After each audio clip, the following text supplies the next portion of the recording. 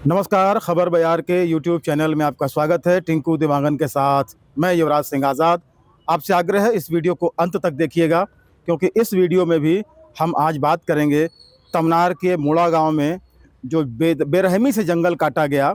महाजेंको के लिए, तो उस मामले को लेकर बातचीत करेंगे। आज चौथा दिन है और लगातार वहाँ पर विरोध प्रदर्शन जारी है। जन चेतना के संयोजक एनजीओ है जन चेतना, जो पर्यावरण को लेकर और यहाँ तमाम इस तरह के आदिवासियों के हक को लेकर, जंगल ज़मीन को लेकर लगातार जो है आंदोलनरत रहते हैं और एक जागरूकता का काम कर रहे हैं जन चेतना के माध्यम से। संयोजक राजेश त्रिपाठी जी, उनसे बातचीत शुरू करते हैं, क्योंकि इस आंदोलन में बहुत गहरे तक जो है राजेश त्रिपाठी जी का दखल हम देखते हैं। और वहाँ बड़े पैमाने पर जो महाजेंको की साइट है, जो विवादित साइट जिसको हम कह सकते हैं जंगल कटाई के मामले में, उस साइट के बाहर धरना प्रदर्शन जारी है ग्रामीणों का। वहाँ कांग्रेस को लोग बैठे हुए हैं और अभी रायगढ़ आए हुए हैं राजेश त्रिपाठी जी, उनसे बातचीत करते हैं। सबसे पहला सवाल ये है कि जिस तरीके से भोर 4 बजे और ये बरसात शुरू हो गई है, ऐसे में बेरहमी से जंगल काटना शुरू कर दिया जाता है मशीनें लगाकर, तो सबसे पहला रिएक्शन आपका, क्योंकि हालांकि बहुत सारे मामले चल रहे हैं, अभी बयान आ रहे हैं, लेकिन आपके नज़रिए से क्या है? देखिए, जो एक तो अभी ये जो समय है, जून का लास्ट महीना है, जो पेड़ काटने का समय नहीं है बल्कि वृक्षारोपण करने का समय है कि पूरे देश भर में जहाँ भी ऐसी जगह है वहाँ वृक्षारोपण किया जाए। ये दुर्भाग्य है कि रायगढ़ जिले के जो सरईटोला ग्राम पंचायत है, उसका गांव जो मूड़ा गांव है, उन दोनों गांव में बड़ी रहमाई से लगभग 4 दिन पहले 4 बजे सुबह भोर में गांव के लोग सो के जग भी नहीं पाए थे कि उस दौरान पुलिस प्रशासन और कंपनी के काफ़ी लोग वहां के जंगल में घुसे और लगभग 5000 से ज़्यादा पेड़ कटे हैं, जिसमें सरई है और जिसमें ख़ास तौर से महुआ है। जो कि ये भी देखा गया कि कुछ लोग 4 साढ़े 4 बजे के बीच में अभी डोरी तोड़ी रहे थे वहाँ, और उसी समय पर अचानक ये घुसे और सीधे जंगल को काटना चालू किए और काफ़ी ज़्यादा वहाँ का जंगल जो है वो काफ़ी नष्ट हुआ। जी, अगर हम बात करें तो आदिवासी इलाका है, अनुसूचित जनजाति क्षेत्र है वो, तो कहीं ना कहीं इनका जो जीवन यापन जंगल से ही होता है और आदिवासी हैं वहीं की जो वनोपज से अपना जीवन यापन करते हैं। और इस तरह से जंगल की कटाई उद्योगों के नाम पर, औद्योगिक विकास के नाम पर, खनन के नाम पर कितना ये नागवार है। इस तरह से हम देखें तो कैसे हम इसको जस्टिफाई करेंगे? देखिए, सबसे बड़ी बात यह है कि जब मैं 30 साल से आदिवासियों के बीच में काम कर रहा हूं, जो छत्तीसगढ़ का खास तौर से आदिवासी है, उसके जीविका उपार्जन के 3 मुख्य वो हैं। पहला कृषि है, दूसरा पशुपालन है और तीसरा सबसे ज़्यादा उनकी निर्भरता जो साल की लगभग 8 महीने जंगलों पर निर्भर रहती है। यहाँ हर्रा, बहेड़ा, आंवला, महुआ है, तेंदुपत्ता है, चिरौंजी है, इसको कलेक्शन करके वहाँ के आदिवासी और ख़ास तौर से जो भूमिहीन और छोटे किसान हैं आदिवासी समुदाय के बीच में, वो वनों पर ज़्यादा उनकी निर्भरता है और वो उसी से कलेक्शन करके अपने बच्चों की पढ़ाई का मामला है, बच्चों के परिवार के लोगों के स्वास्थ्य का मामला है और जो खाद बीज और खेती के लिए जो होता है उस पर उनकी निर्भरता रहती है। पर जिस तरीके से एक अभियान के रूप में पूरे रायगढ़ जिले को कहें कि तमनार है, घरघोड़ा है, धर्मजयगढ़ है, जिस गति से यहाँ कोयला खदान और उद्योग आ रहे हैं और जिस तरीके से ज़मीनें यहाँ की जा रही हैं, पिछले 2 साल पहले यहाँ एनजीटी की एक टीम आई थी और उन्होंने पर्यावरण को लेकर अध्ययन किया था और अध्ययन में ये कहा था कि अब वर्तमान में रायगढ़ की ये स्थिति नहीं है कि और ज़्यादा यहाँ उद्योग और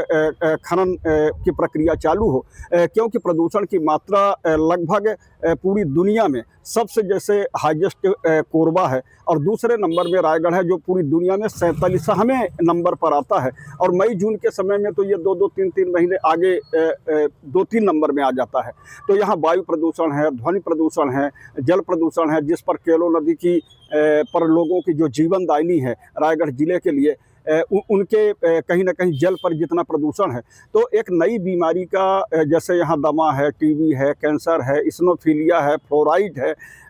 जैसे गंभीर बीमारियाँ काफ़ी ज़्यादा रायगढ़ में फैल रही हैं और ये काफ़ी चिंता का विषय है कि हमको स्वस्थ समाज का निर्माण करना है, ना कि बीमार समाज का निर्माण करना है। पर प्रदूषण की वजह से जिस तरीके की बीमारी फैल रही है, इस पर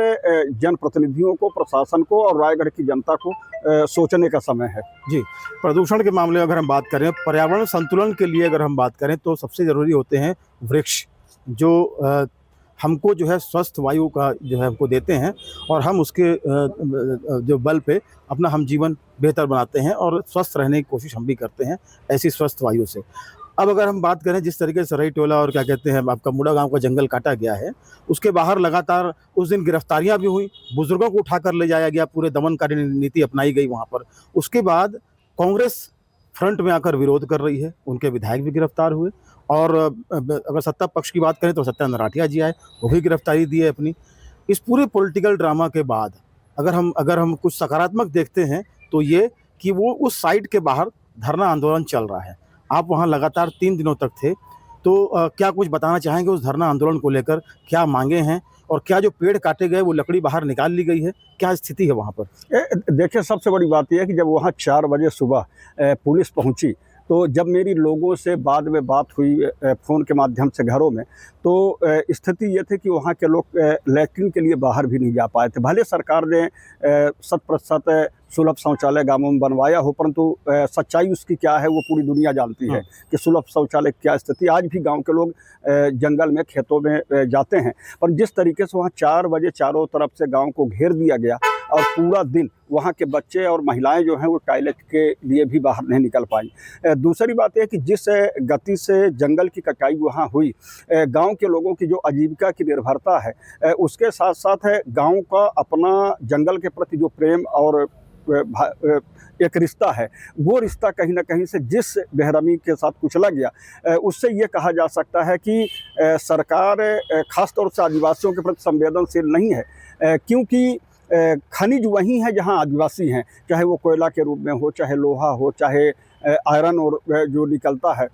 चाहे वो बस्तर के क्षेत्र में हो, बॉक्साइट हो, तो जो भी धातुएं हैं, जो भी प्राकृतिक संसाधन हैं, वो ये देखा गया कि पूरे देश भर के अंदर आदिवासी बाहुल्य क्षेत्रों में होती है। और सबसे ज़्यादा इन संसाधनों के दोहन में अगर कोई प्रभावित होता है तो आदिवासी होता है, और आदिवासियों में भी सबसे ज़्यादा प्रभावित होती हैं महिलाएं और उनके छोटे छोटे बच्चे, क्योंकि जो भी परिवार के ऊपर संकट आता है वो कहीं ना कहीं पुरुष की अपेक्षा महिलाएँ, मुझे लगता है कि बच्चे और परिवार के प्रति ज़्यादा फेस उनको करना पड़ता है। तो ये एक स्थिति है कि जैसे ये जो महाजैंको कोयला खदान, इसमें ये 2530 हेक्टेयर की कोयला खदान है फर्स्ट फेज़ की। टोटल कोयला खदान ये लगभग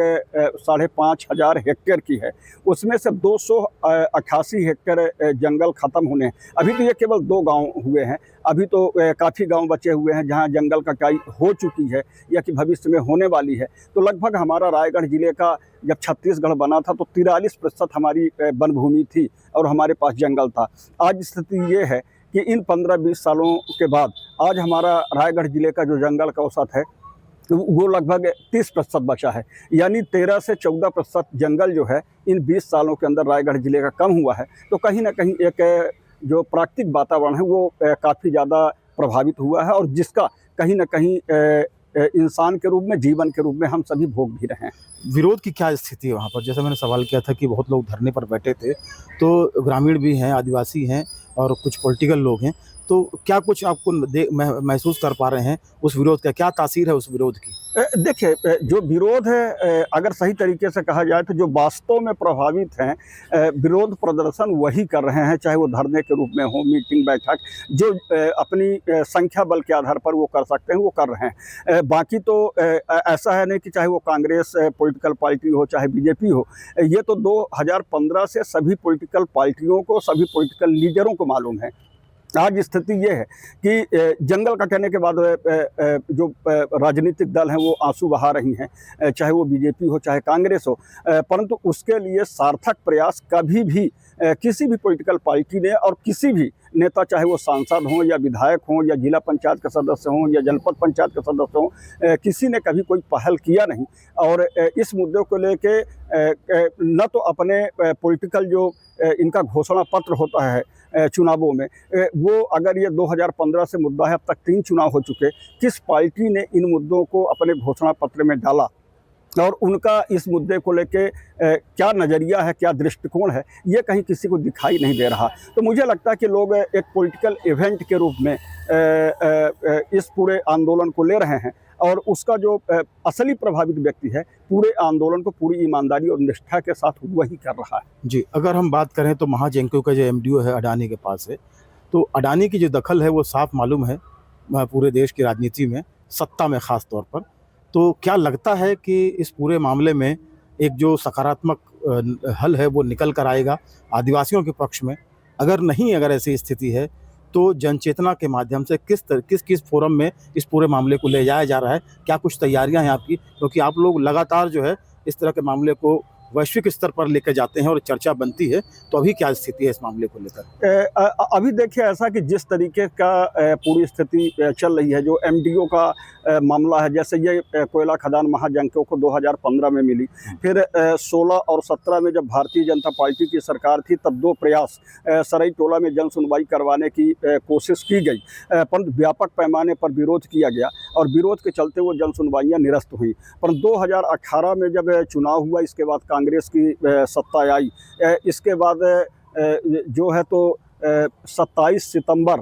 2019 को डोलेसरा में एक जन सुनवाई हुई, जिसमें स्कूल के मैदान के चारों तरफ लगभग 10 से 15 हज़ार लोगों ने, प्रभावित क्षेत्र के लोगों ने विरोध किया। परंतु प्रयास कंपनी और जो सरकार ने किया कि जो स्कूल बाउंड्री के अंदर खाना बनाने वाले, टेंट लगाने वाले, माइक बांधने वाले थे, उन 54 लोगों से 48 लोगों का समर्थन और 5 लोगों का विरोध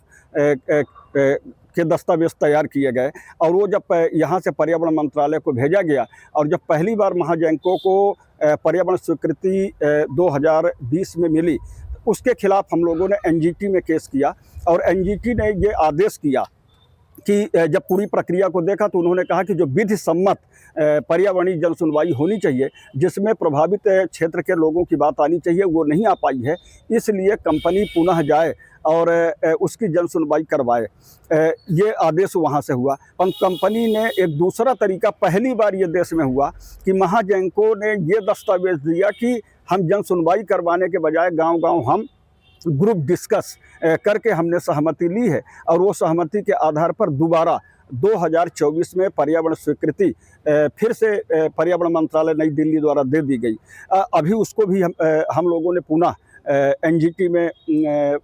याचिका दायर की है और वहाँ भी सुनवाई चल रही है। और हाई कोर्ट बिलासपुर में भी एक याचिका खास तौर से जंगल कटाई को लेके, क्योंकि जो जंगल काटा गया है वो सामुदायिक वन अधिकार के तहत गांव के लोगों को पट्टा मिला है। और दूसरी हमारी लड़ाई है कि ये 5वीं अनुसूची क्षेत्र है, यहाँ पेश एक्ट कानून लागू होता है। यहाँ बिना ग्राम सभा के अनुमति के बगैर किसी भी प्रकार की कोई गतिविधि संचालित नहीं की जा सकती। पर कंपनी ने 2019 में दावा किया कि हमको ग्राम सभा से अनुमति मिली है और उस अनुमति के जो हमको डेट मिली, हमने सभी ग्राम पंचायतों में जब सूचना का अधिकार लगाया तो सभी पंचायतों ने मुझे लिखित में दिया है कि जो तारीख बताई गई है उसके 1 महीने आगे और 1 महीने पीछे। पहली बात तो हमारे गांव में इसलिए ग्राम सभा नहीं हुई कि वो जो समय था वो कोरोना का समय था, उस समय पर घरों से किसी को निकलने की अनुमति नहीं दी गई, तो फिर ग्राम सभा कैसे हुई। दूसरी, राजस्व का अगर मामला, भू अर्जन का मामला है तो कलेक्टर के प्रतिनिधि के रूप में न्यूनतम अधिकारी वहाँ नायब तहसीलदार को जाना था। तो वो कौन सा नायब तहसीलदार था या तहसीलदार था जो उन ग्राम सभाओं में गया। तो जब इसके दस्तावेज मांगे तो अभी तक उन्होंने इस दस्तावेज को हमको दिया नहीं। तो इन सब मामले को लेके हम लोगों ने हाई कोर्ट में याचिका दायर की है, जिसकी आज ही सुनवाई हाई कोर्ट में अभी चल रही है। देखिए गांव तक शाम तक क्या परिस्थितियां बनती हैं और हाई कोर्ट